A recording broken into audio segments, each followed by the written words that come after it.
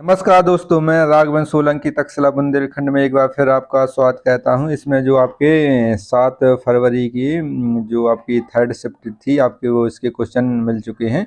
इसके आपके जी के जीएस के लगभग 20 में से आपके 18-19 क्वेश्चन मिल चुके हैं। इसमें कुछ आपके हिंदी के भी क्वेश्चन हैं, तो इनको देख लेते हैं।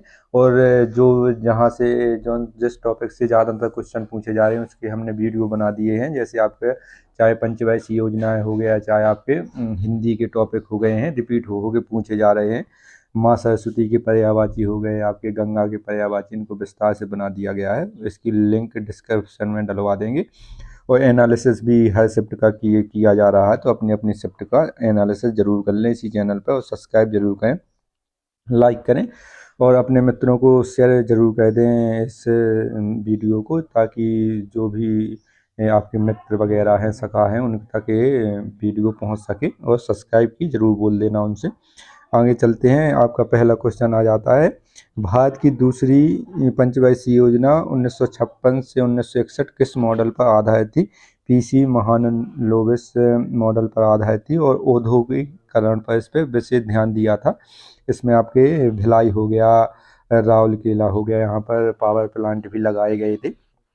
और ये आपके थर्ड शिफ्ट है आपकी 7 फरवरी की। इसको अपने अपने मिला लें क्वेश्चन कौन कौन से आए थे। भारतीय स्वतंत्रता दिवस के 75वें वर्ष के जश्न की थीम क्या थी? तो राष्ट्र पहले हमेशा पहले, ये थीम थी इसकी।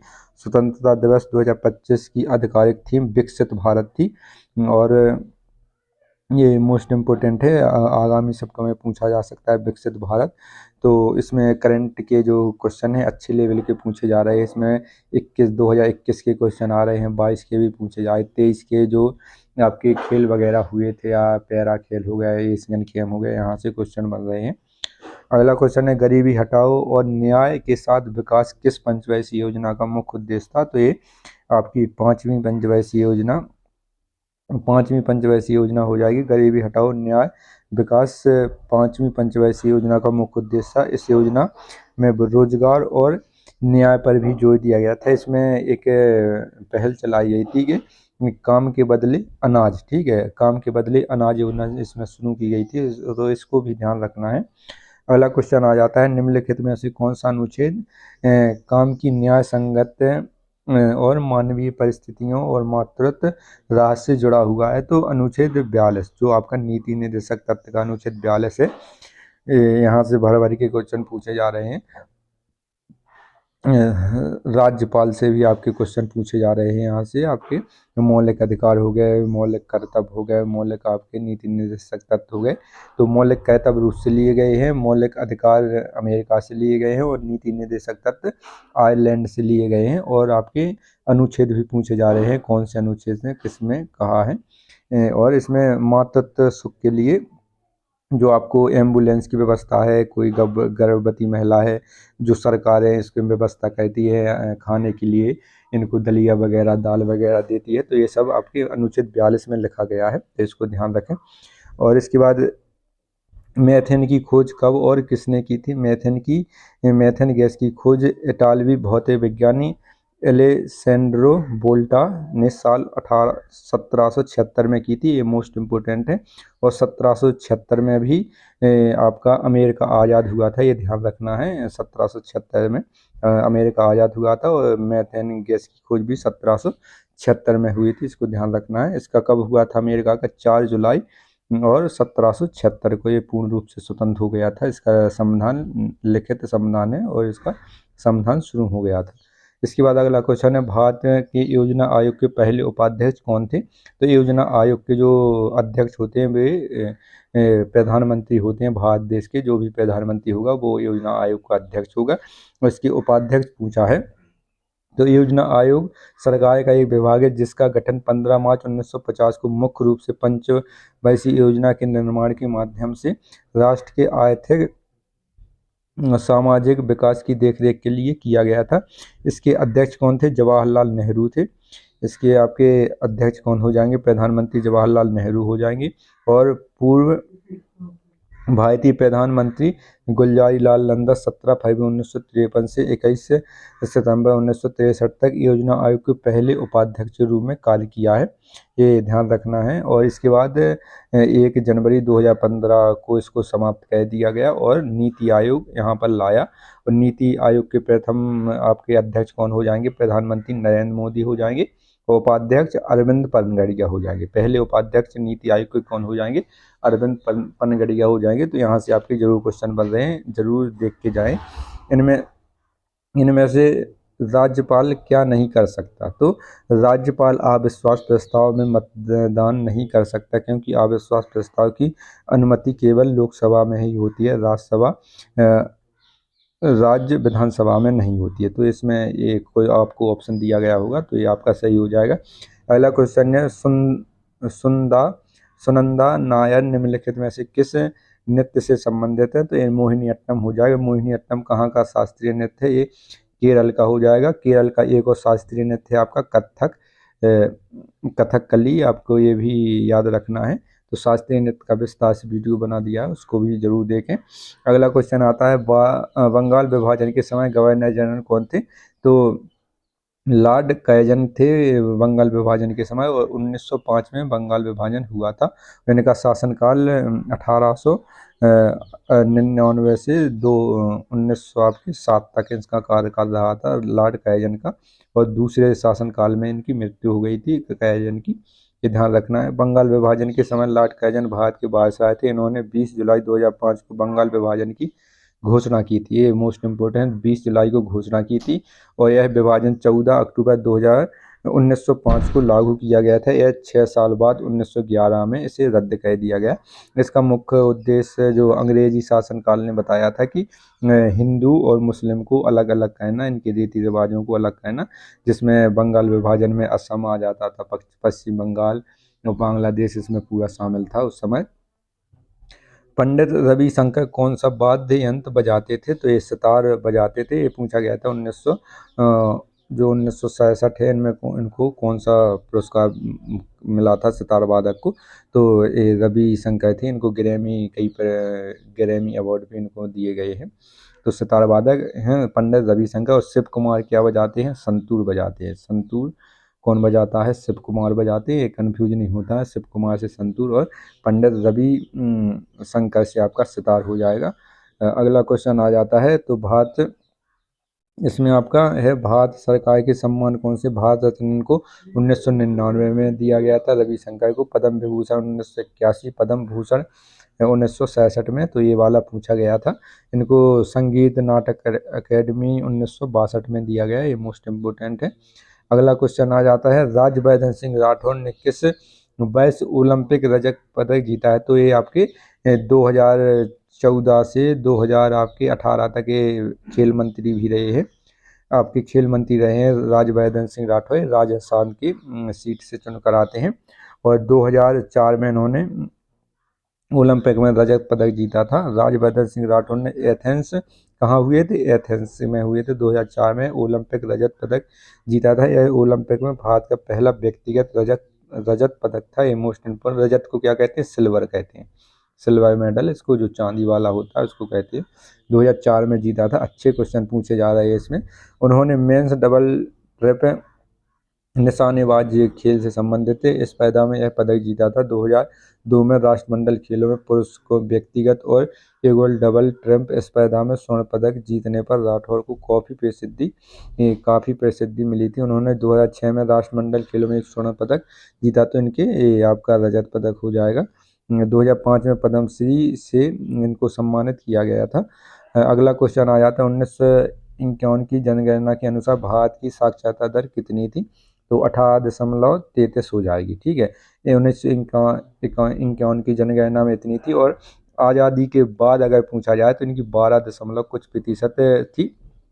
आज़ादी के समय 1947 में कितनी थी? 1947 में जो 1941 की जनगणना हुई थी वो आपकी मानी जाएगी। तो जब 12% थी, अगर उसमें 51 की जनगणना पूछा है तो 18.33% थी। इसको ध्यान रखना है। आपका जो भी क्वेश्चन है उसको सही आपका कौन सा लगाया। अगला क्वेश्चन आ जाता है इसमें आपका, संयुक्त राष्ट्र अमेरिका ने भारत के अगले राजदूत 2024 में कौन नियुक्त किए गए हैं? तो इसमें विनय मोहन क्वात्रा हो जाएंगे, मोस्ट इम्पोर्टेंट है, जैन करंट अफेयर्स का क्वेश्चन है। तंजौर भारतनाट्यम किसकी एक शैली है? तो भारतनाट्यम की एक शैली है तंजौर भारतनाट्यम। अगला क्वेश्चन है, किस पंचवर्षीय योजना में गरीबी उन्मूलन का उल्लेख किया गया था? किस पंचवर्षीय योजना का उद्देश्य गरीबी उन्मूलन था? एक क्वेश्चन पूछा गया था, गरीबी हटाओ का नारा कब दिया गया? तो पांचवी पंचवर्षीय योजना का ये नारा दिया गया है। तो इसमें एक काम के बदले अनाज कार्यक्रम चला गया था, इसके लिए गरीबी हटाने के लिए। कुल मिलाकर यह योजना एक सफल योजना थी, जिसमें 4.4% के लक्ष्य के मुताबिक 4.8% की वृद्धि हुई। इसमें पॉइंट ज़्यादा इसमें वृद्धि प्राप्त हुई, तो ये सफल योजना मानी जाती है। इस योजना का प्रारूप DV धर द्वारा बनाया गया था, जारी किया गया था। इस योजना को 1978 में समाप्त कर दिया गया था। जो आपकी पांचवी पंचवर्षीय योजना है, उसको अपने शासनकाल से आपको उसके कार्यकाल से एक वर्ष पहले समाप्त कर दिया गया था। ये कई बार पूछा गया है क्वेश्चन, ध्यान रखना है। शिशु मृत्यु दर सबसे ज़्यादा किस राज्य में है? तो ये 2024 का क्वेश्चन पूछा गया। तो ये में मध्य प्रदेश में शिशु दर सबसे ज़्यादा है। मध्य प्रदेश में शिशु मृत्यु दर सबसे ज़्यादा है। मध्य प्रदेश में 1000 जीवित बच्चों में से 48 शिशुओं की मौत हो जाती है। शिशु मृत्यु दर का मतलब है 1000 जीवित में से 1 साल से कम उम्र के कितने बच्चे मर जाते हैं। यह किसी जनसंख्या के स्वास्थ्य को समझने के लिए एक अहम पैमाना होता है। ब्रह्मपुत्र नदी हिमालय की ओर से निकलकर किस ओर बहती है? तो ये आपकी हिमालय, यहाँ पे आप लोगों ने भारत का नक्शा देखा होगा, तो हिमालय के ये आपके मानसरोवर के पास से निकलती है और ये निकलकर पूरब की ओर बहती है। फिर यहाँ से यहाँ पर अरुणाचल प्रदेश में से भारत में प्रवेश करती है। यहाँ इसको सांगपो कहते हैं। क्या कहते हैं? सांगपो कहते हैं तिब्बत में। फिर यहाँ पर दिहांग नाम से अंदर अरुणाचल प्रदेश में प्रवेश करती। फिर असम में इसका नाम ब्रह्मपुत्र हो जाता है। फिर और नीचे जाते हैं तो इसका पद्मा हो जाता है। जब गंगा यमुना दोनों इसमें गंगा और ब्रह्मपुत्र मिलती हैं तो इसका नाम मेघना हो जाता है। इसको जमुना के नाम से इसको जाना जाता है बांग्लादेश में, इसको ध्यान रखना है। अगला क्वेश्चन है इसमें इसके, यह नदी भारत में अरुणाचल प्रदेश में असम से होकर बांग्लादेश तक बहती है। ये अंतर्राष्ट्रीय नदी है। कई आपके चीन से आपके तिब्बत से होकर बांग्लादेश से होकर अंदर चली जाती है भारत होते हुए। इसके बाद वैदिक युग में लोहे के साक्ष्य कहाँ मिले? तो कौशाम्बी, जो उत्तर प्रदेश इलाहाबाद प्रयागराज के समीप एक कौशाम्बी जिला है, उसमें ये लोहे के साक्ष्य मिले, तो इसको ध्यान रखना है। इसके बाद अगला क्वेश्चन आ जाता है, क्या है इसमें, बिशप चेकमेट शब्द किससे खेल से जुड़े हुए? तो ये शतरंज खेल से हो जाएंगे आपके।